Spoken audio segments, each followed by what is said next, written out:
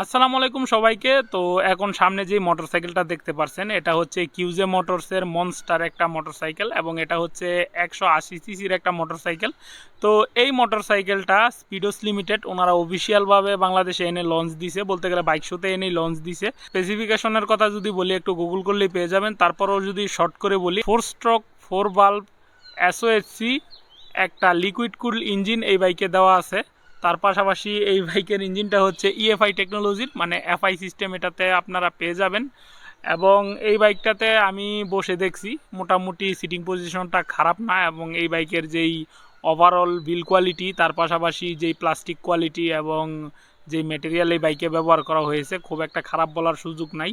তো এই মোটরসাইকেলটার কথা যদি বলি তাহলে আমার ওপিনিয়নটাই যদি দিই, এটা আমার ব্যক্তি মতামত যে খুবই ভালো একটা প্রাইজিংয়ে এনে স্পিডোস লিমিটেড এটাকে লঞ্চ দিছে। তুলনামূলক যদি আপনি চিন্তা করেন তাহলে চাইনিজ ব্র্যান্ডের যে মোটরসাইকেলগুলো আছে এগুলো আমাদের দেশে পাওয়া যায় সোকল জাপানিজ ব্র্যান্ডের মোটরসাইকেলগুলো থেকে একটু চিপেই পেয়ে যাবেন। তার পাশাপাশি যদি বিল কোয়ালিটির কথা বলি, যে চাইনিজ ব্র্যান্ডের যেই কিছু কিছু ব্র্যান্ড স্পেসিফিক ব্র্যান্ড যেমন কিউজে মোটরস, এর পাশাপাশি যেমন আছে জিপিএক্স ডিমন, এর পাশাপাশি সিএফ মোটো, লিফান, এই ব্র্যান্ডের কথা যদি বলি বা এই ব্র্যান্ডগুলোর কথা যদি বলি তাহলে এই ব্র্যান্ডের বাইকগুলো কিন্তু অনেক ভালো ভালো বাইক বাজারে এনে লঞ্চ দিছে বাংলাদেশের, এবং ওই বাইকগুলো কিন্তু বহাল তবিয়তে বাংলাদেশে চলে যাচ্ছে এবং মানুষ খুব পছন্দ করছে ওই বাইকগুলো।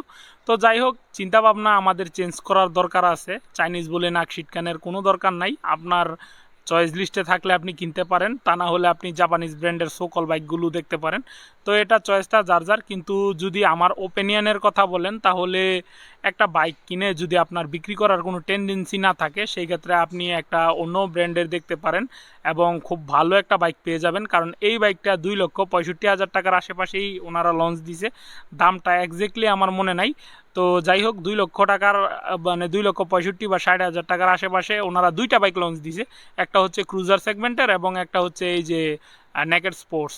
তো ক্রুজার বাইকটার যে লুকসটা ওনারা দিছে এবং যে বিল কোয়ালিটি ওভারঅল দেখলাম খুবই রাপচিক একটা কোয়ালিটি এবং খুবই ভালো গুড লুকিং। তার পাশাপাশি বিল কোয়ালিটিও আমার কাছে যথেষ্ট, মানে প্রথম দেখায় ভালোই লাগছে। এখন একটা বাইকের পারফরমেন্স কীরকম, একটা মিনিমাম 5 থেকে 6 মাস ব্যবহার করার পর এটার একটা ইউজার রিভিউ দেওয়া সম্ভব, তা না হলে প্রথম অবস্থায় কোনো বাইকের ব্যাপারে কোনো কিছু বলা যায় না।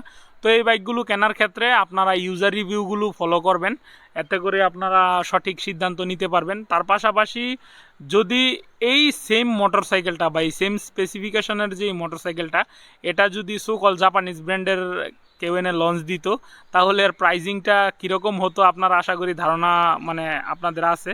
কারণ বেশ সম্প্রতি বাংলাদেশে লমন কোম্পানি একটা বাইক লঞ্চ দিয়েছিল, সেটা হচ্ছে ইয়ামা FZS25। তো যারা দালাল ছিল তারা এই বাইকটা নিয়ে অসম্ভব দালালি করে।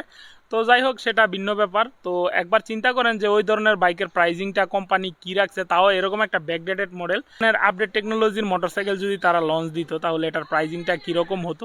তো শুধু মোটরসাইকেল আনলেই হবে না, এই বাইকের আফটার সেল সার্ভিসও তাদের নিশ্চিত করতে হবে এবং যে পার্টস বা স্পেয়ার পার্টসের অ্যাভেলেবিলিটিটা ওইটাও করতে হবে। এবং সব কিছু যদি সুনিশ্চিত করা যায় তাহলে এটা বলাই যাবে যে বাংলাদেশে এটা একটা ব্যবসা সফল বাইক হলেও হতে পারে। তো যাই হোক, এটা